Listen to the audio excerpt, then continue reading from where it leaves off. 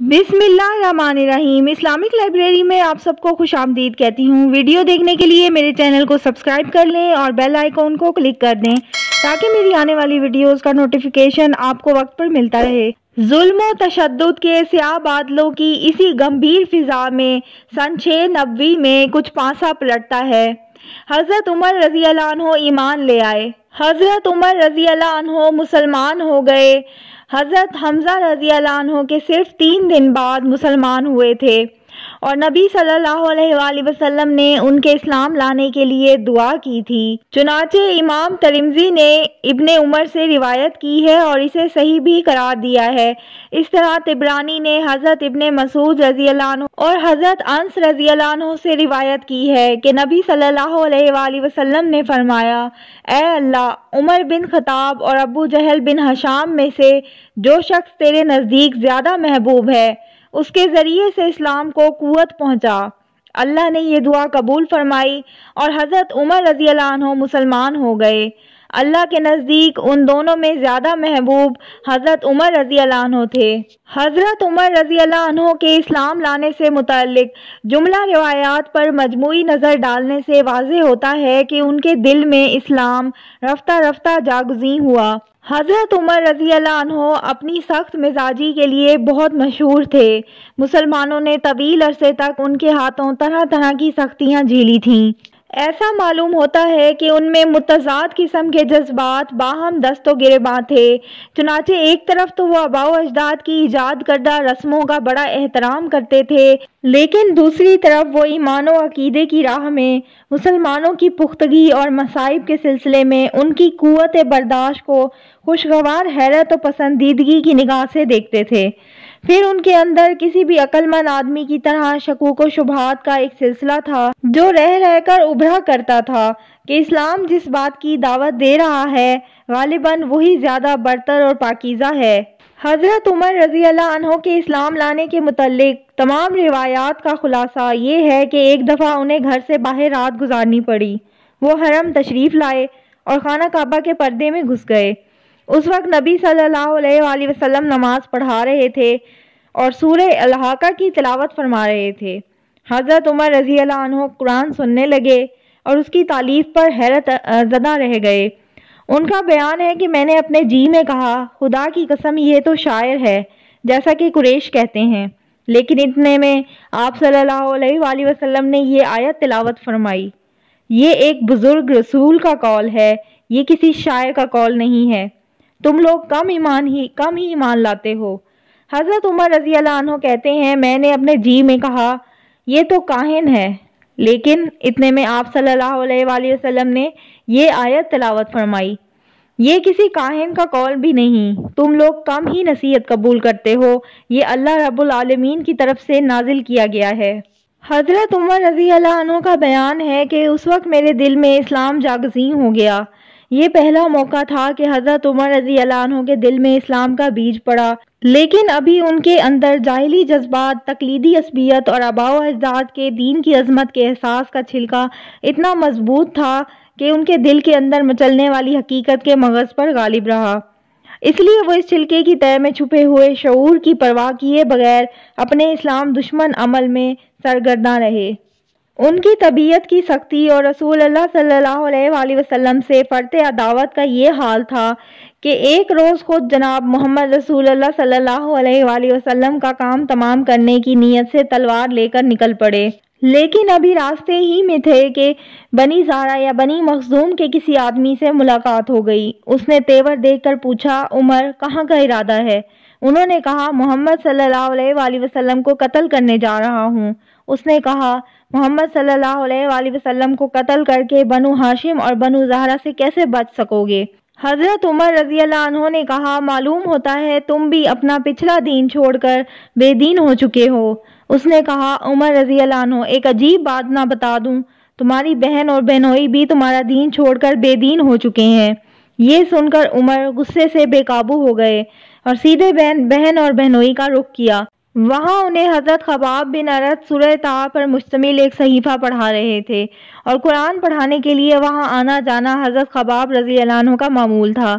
जब हज़रत खबाब ने हज़रत उमर की आहट सुनी तो घर के अंदर छुप गए ادھر حضرت عمر رضی اللہ عنہ کی بہن فاطمہ رضی اللہ عنہ نے صحیفہ چھپا دیا، لیکن حضرت عمر رضی اللہ عنہ گھر کے قریب پہنچ کر حضرت خباب رضی اللہ عنہ کی قرأت سن چکے تھے۔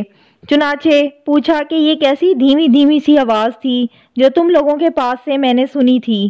انہوں نے کہا کچھ بھی نہیں، بس ہم آپس میں باتیں کر رہے تھے۔ حضرت عمر رضی اللہ عنہ نے کہا غالباً تم دونوں بے دین ہو چکے ہو۔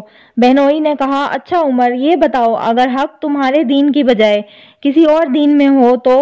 حضرت عمر کا اتنا سننا تھا کہ اپنے بہنوئی پر چڑھ بیٹھے اور انہیں بری طرح کچل دیا۔ ان کی بہن نے لپک کر انہیں اپنے شوہر سے الگ کیا تو بہن کو ایسا چانٹا مارا کہ چہرہ خون آلود ہو گیا۔ ابن اسحاق کی روایت ہے کہ ان کے سر پر چوٹ آئی۔ بہن نے جوش غضب میں کہا عمر اگر تیرے دین کے بجائے دوسرا ہی دین برحق ہو تو میں شہادت دیتی ہوں کہ اللہ کے سوا کوئی لائق عبادت نہیں، اور میں شہادت دیتی ہوں کہ محمد صلی اللہ علیہ وآلہ وسلم اللہ کے رسول ہیں۔ یہ سن کر حضرت عمر رضی اللہ عنہ پر مایوسی کے بادل چھا گئے اور انہیں اپنی بہن کے چہرے پر خون دیکھ کر شرم و ندامت بھی محسوس ہوئی۔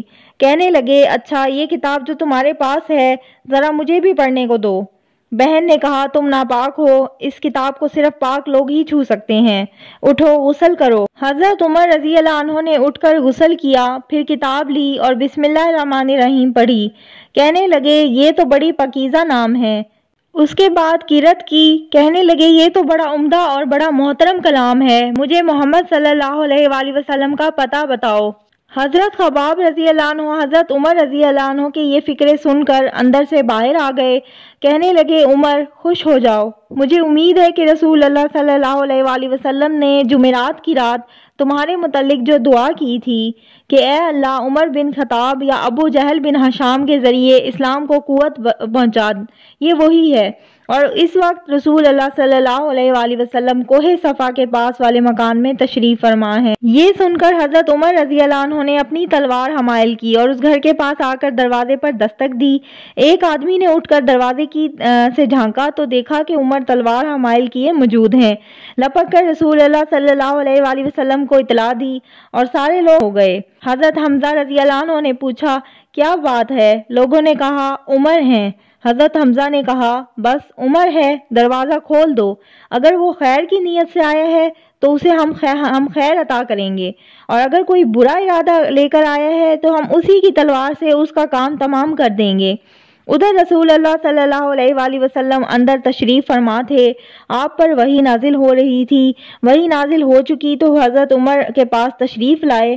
بیٹھک میں ان سے ملاقات ہوئی، آپ نے ان کے کپڑے اور تلوار کا پرتلہ سمیٹ کر پکڑا اور سختی سے جھٹکتے ہوئے فرمایا عمر کیا تم اس وقت تک باز نہیں آؤ گے جب تک کہ اللہ تعالیٰ تم پر بھی ویسی ہی ذلت و رسوائی اور عبرتناک سزا نازل نہ فرما دے جیسے ولید بن مغیرہ پر نازل ہو چکی ہے؟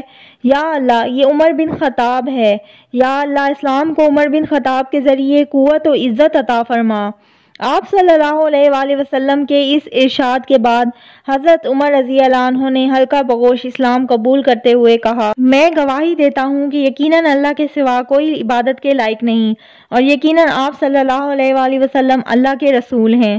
یہ سن کر گھر کے اندر موجود صحابہ نے زور سے نعرہ تکبیر کہی۔ حضرت عمر رضی اللہ عنہ کی زور آوری کا حال یہ تھا کہ کوئی ان سے مقابلے کی جرأت نہ کرتا تھا، اس لیے ان کے مسلمان ہو جانے سے مشرکین میں کوہرام مچ گیا اور انہیں بڑی ذلت اور رسوائی محسوس ہوئی۔ دوسری طرف ان کے اسلام لانے سے مسلمانوں کو بڑی عزت و قوت، شرف و اعزاز اور مسرت و شادمانی حاصل ہوئی۔ چنانچہ ابن اسحاق نے اپنی سند سے حضرت عمر رضی اللہ عنہ کا بیان روایت کیا ہے کہ جب میں مسلمان ہوا تو میں نے سوچا کہ مکے کا کون شخص رسول اللہ صلی اللہ علیہ وآلہ وسلم کا سب سے بڑا اور سخت ترین دشمن ہے۔ پھر میں نے جی میں کہا یہ ابو جہل ہے۔ اس کے بعد میں نے اس کے گھر جا کر اس کا دروازہ کھٹکھٹایا، وہ باہر آیا اور دیکھ کر بولا خوش آمدید، کیسے آنا ہوا؟ میں نے کہا تمہیں یہ بتانے آیا ہوں کہ میں اللہ اور اس کے رسول پر ایمان لا چکا ہوں اور جو کچھ وہ لے کر آئے ہیں اس کی تصدیق کر چکا ہوں۔ حضرت عمر کا بیان ہے کہ وہ یہ سنتے ہی اس نے میرے رخ پر دروازہ بند کر لیا اور بولا اللہ تیرا برا کرے اور جو کچھ تو لے کر آیا ہے اس کا بھی برا کرے۔ امام ابن جوزی نے حضرت عمر رضی اللہ عنہ سے یہ روایت نقل کی ہے کہ جب کوئی شخص مسلمان ہو جاتا تو لوگ اس کے پیچھے پڑ جاتے، اسے زد و کوب کرتے اور وہ بھی انہیں مارتا۔ اس لیے جب میں مسلمان ہوا تو اپنے ماموں عاصی بن ہاشم کے پاس گیا اور اسے خبر دی۔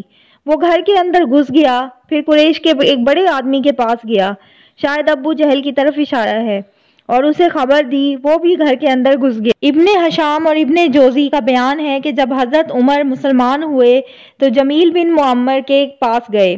یہ شخص کسی بات کا ڈھول پیٹنے میں پورے قریش کے اندر سب سے زیادہ ممتاز تھا۔ حضرت عمر نے اسے بتایا کہ وہ مسلمان ہو گئے ہیں۔ اس نے سنتے ہی نہایت بلند آواز سے چیخ کر کہا کہ خطاب کا بیٹا بے دین ہو گیا ہے۔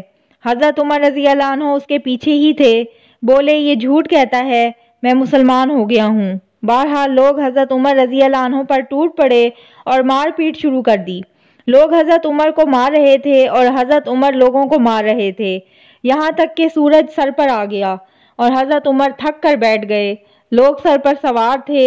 حضرت عمر رضی اللہ عنہ نے کہا جو من پڑے کر لو، خدا کی قسم اگر ہم لوگ 300 کی تعداد میں ہوتے تو پھر مکے میں یا تم ہی رہتے یا ہم ہی رہتے۔ اس کے بعد مشرکین نے اس ارادے سے حضرت عمر رضی اللہ عنہ کے گھر پر حلہ بول دیا کہ انہیں جان سے مار ڈالیں۔ چنانچہ صحیح بخاری میں حضرت ابن عمر رضی اللہ عنہ سے مروی ہے کہ حضرت عمر رضی اللہ عنہ خوف کی حالت میں گھر کے اندر تھے کہ اس دوران ابو عمر عاص بن وائل سہمی آ گیا۔ وہ دھاری دھار یمنی چادر کا جوڑا اور ریشمی گوٹے سے آراستہ کرتا زیب تن کیے ہوئے تھا۔ اس کا تعلق قبیلہ سہم سے تھا اور یہ قبیلہ جاہلیت میں ہمارا حلیف تھا۔ اس نے پوچھا کیا بات ہے؟ حضرت عمر نے کہا میں مسلمان ہو گیا ہوں، اس لیے آپ کی قوم مجھے قتل کرنا چاہتی ہے۔ عاص نے کہا یہ ممکن نہیں۔ عاص کی یہ بات سن کر مجھے اطمینان ہو گیا۔ اس کے بعد عاص وہاں سے نکلا اور لوگوں سے ملا۔ اس وقت حالت یہ تھی کہ لوگوں کی بھیڑ سے وادی کھچا کھچ بھری ہوئی تھی۔ عاص نے پوچھا کہاں کا ارادہ ہے؟ لوگوں نے کہا یہی خطاب کا بیٹا مطلوب ہے جو بے دین ہو گیا ہے۔ عاص نے کہا اس کی طرف کوئی راہ نہیں۔ یہ سنتے ہی لوگ واپس چلے گئے۔ ابن اسحاق کی ایک روایت میں ہے کہ واللہ ایسا لگتا تھا گویا وہ لوگ ایک کپڑا تھے جسے اس کے اوپر سے جھٹک کر پھینک دیا گیا۔ حضرت عمر رضی اللہ عنہ کے اسلام لانے پر یہ کیفیت تو مشرکین کی ہوئی تھی، باقی رہے مسلمان تو ان کے احوال کا اندازہ اس سے ہو سکتا ہے کہ مجاہد نے ابن عباس سے روایت کیا ہے کہ میں نے عمر بن خطاب سے دریافت کیا کہ کس وجہ سے آپ کا لقب فاروق پڑا، تو انہوں نے کہا مجھ سے 3 دن پہلے حضرت حمزہ رضی اللہ عنہ مسلمان ہوئے۔ پھر حضرت عمر رضی اللہ عنہ نے ان کے اسلام لانے کا واقعہ بیان کر کے آخر میں کہا کہ پھر جب میں مسلمان ہوا تو میں نے کہا اے اللہ کے رسول صلی اللہ علیہ وآلہ وسلم، کیا ہم حق پر نہیں ہیں خواہ زندہ رہیں خواہ مریں؟ آپ صلی اللہ علیہ وآلہ وسلم نے فرمایا کیوں نہیں، اس ذات کی قسم جس کے ہاتھ میں میری جان ہے، تم لوگ حق پر ہو، خواہ زندہ رہو خواہ موت سے دوچار ہو۔ حضرت عمر رضی اللہ عنہ کہتے ہیں کہ تب میں نے کہا کہ پھر چھپنا کیسا، اس ذات کی قسم جس نے آپ صلی اللہ علیہ وآلہ وسلم کو حق کے ساتھ مبعوث فرمایا ہے، ہم ضرور باہر نکلیں گے۔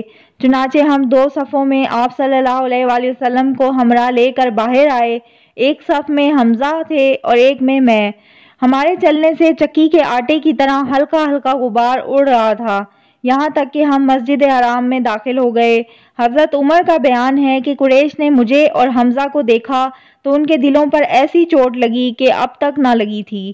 اسی دن رسول اللہ صلی اللہ علیہ وآلہ وسلم نے میرا لقب فاروق رکھ دیا۔ حضرت ابن مسعود رضی اللہ عنہ کا ارشاد ہے کہ ہم خانہ کعبہ کے پاس نماز پڑھنے پر قادر نہ تھے، یہاں تک کہ حضرت عمر رضی اللہ عنہ نے اسلام قبول کیا۔ حضرت ابن مسعود رضی اللہ عنہ کا بیان ہے کہ جب سے حضرت عمر رضی اللہ عنہ نے اسلام قبول کیا تب سے ہم برابر طاقتور اور باعزت رہے۔ یہ تھی میری آج کی ویڈیو۔ بہت سارے لوگ جو میرے چینل کو دیکھ رہے ہیں، جنہوں نے ابھی تک سبسکرائب نہیں کیا، سبسکرائب کر کے میری حوصلہ افزائی کریں اور میری ویڈیوز کو لائک کریں اور شیئر کریں۔ اللہ حافظ۔